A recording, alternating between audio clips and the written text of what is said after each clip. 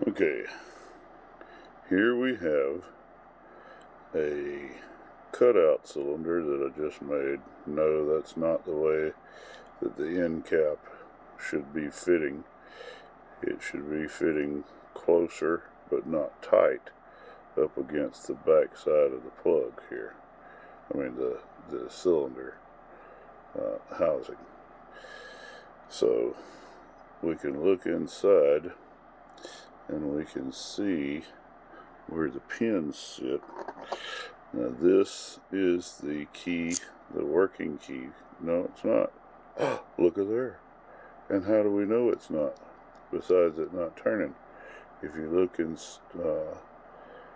slot number 1 and slot number 2, you can actually see the pins, the bottom pins, pushed up past the shear line. That one, number 3, looks like it could be right at the shear line, or maybe close, and the other are sitting below. 4 and 5 are sitting below the shear line. So let's see, I think it's these ace keys that we stick in. Look, everything's at the shear line. We turn it, we see the top of our bottom pins, because they're sitting at the shear line. Now we got to hold our finger against the plug to pull the key out, because if you don't, when you try to pull, the slack that was back here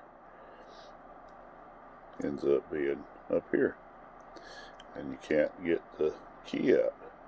So you have to hold that plug in with your finger while pulling the key out. Alright, look at another key that is not right. You see the different cuts on that. Ooh, this one's having a tough time going in. Okay, and look at there. We can see those pins are not sitting in the right place. We see all the top pins sitting above or at the shear line, so we know that key's not going to work. We'll go back to our Kwikset and see the different cuts on it, and look at there. There's nothing, not going to turn. So we go back to our ace keys and we see the different cuts on that. So we see everything at the shear line. We can turn it. Look at that. That's cool. I like it. Love any chance to be able to mill something.